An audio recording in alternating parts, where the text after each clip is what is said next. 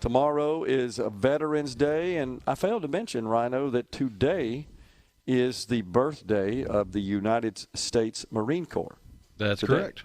Yeah, November the 10th. How about that? The day before Veterans Day this year. That's pretty cool. We welcome to the program now Mark Smith, Executive Director of Mississippi Veterans Affairs. Mark, good to have you on the program. Hey, thank you. It's an honor to be here today and talk about our great veterans and the service they've contributed to our state and our country. Absolutely. First, how about this museum? You've made a tour of it? I have. I was actually in the Mississippi National Guard when it was built, and I've toured it many times. It's really awesome. It's incredible. It is. I've been to all over the world to museums, and this one ranks right up at the top of anyone in the world. Absolutely. World class. And it's truly fitting, is it not, that that we showcase, that we honor, that we preserve the memory and the history of so many who served in the armed forces from right here in Mississippi? Yes, it is. And that's what's great about the position that I hold with the state, with the veterans' homes. I get to talk to our veterans on a daily basis at the homes and hear their stories. And last Monday, we had a 103-year-old veteran in our Collins home, Mr. Turner, who actually spent the night on Normandy Beach. To hear his stories is just one of the very awesome one of the most awesome things that you can do in life. And he was actually here earlier this week at the celebration that we had here at Camp Shelby on Wednesday.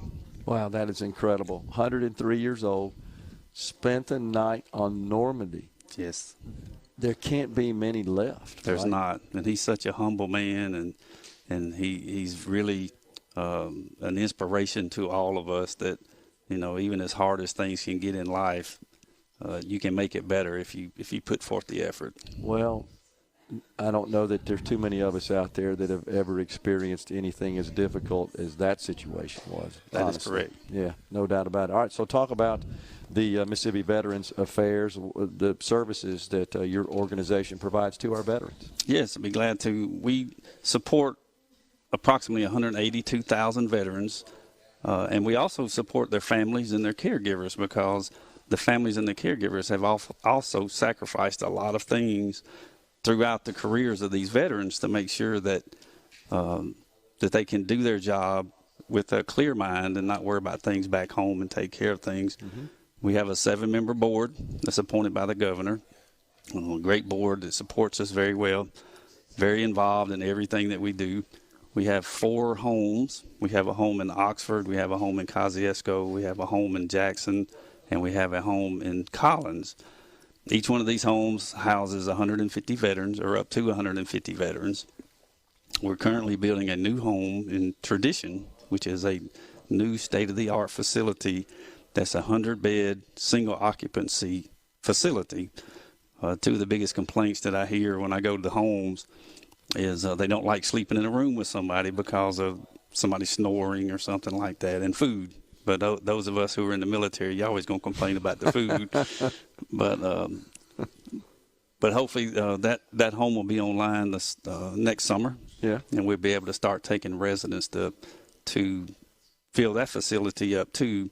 The VA has authorized us 700 bed spaces technically in the state. And this new 100-bed facility will bring us to 100. Now, is that in the Tradition development on the Gulf Coast there? Is that what we're talking about? Yes. If you go down Highway 67, once you get to the big Tradition sign, if you're headed south, instead of taking a right towards the Tradition sign, just take a left and go around the loop. And it's currently under construction there. Really nice area. It's sprouted up quite a bit the last several years. It is. Yeah, really nice.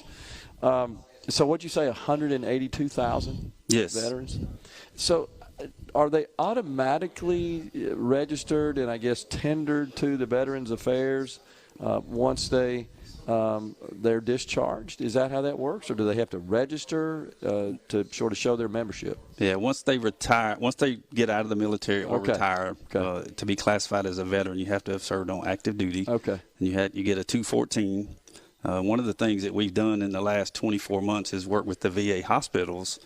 We have some of our staff, some veteran benefit specialists at the hospital in Memphis and Jackson, and we have 2 on the coast that help veterans in Mississippi navigate the hospital situation. Okay.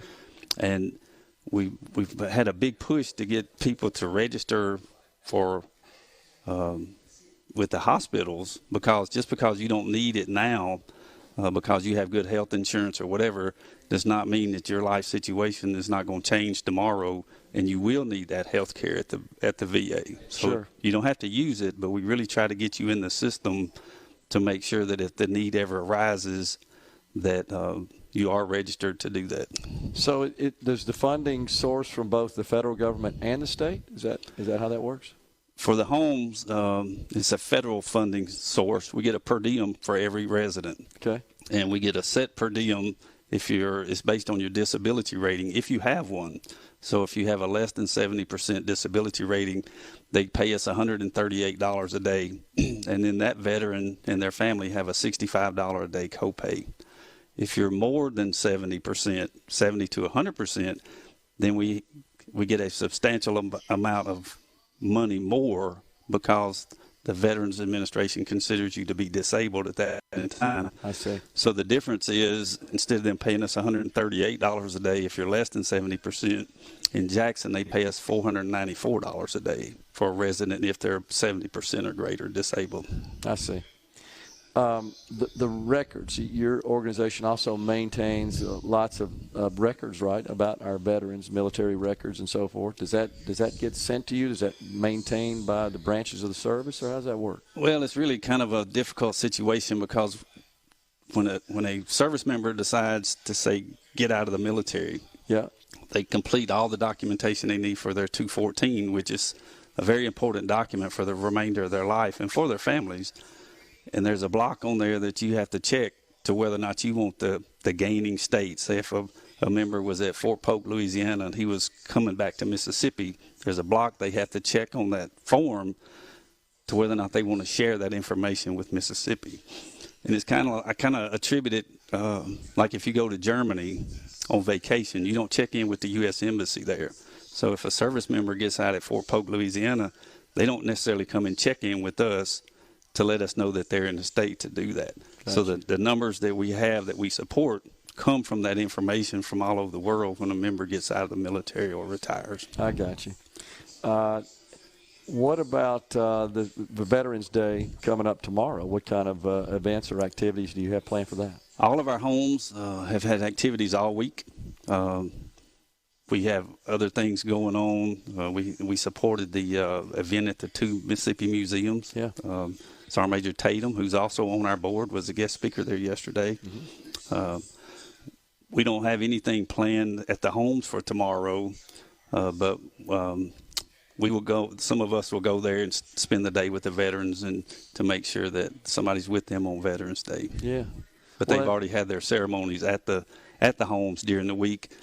And different guest speakers come and talk. General Boyles has talked, and several other dignitaries throughout the state will come and talk. Yeah. You know what? That's one of the things I've heard is that so many of these veterans that are in those homes, they don't have any family, and it's lonely for them. I have a good friend, you may know him, Walter Herbison, that is involved in just entertaining the vets. He's been doing it for years. And I've supported his work somewhat, but he's always told me the story of how sad sometimes it is, and just him coming in and singing some songs, doing a little preaching and a little entertainment, just brings a smile to their faces. It does. Unfortunately, some of them don't have any families. There's a gentleman in our Collins home that he has no family at all, and he's not from here. He just circumstances have him here. So we try to, when I go to the homes, I try to single those individuals out, and I go visit with them and stay with them, talk to them. My wife goes with me to the homes on occasions, and she visits with them also. And so we try to make sure that we identify who those residents are, so we can make sure that somebody spends time with them.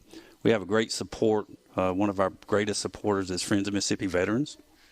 They hold a golf tournament and a skeet shoot every year.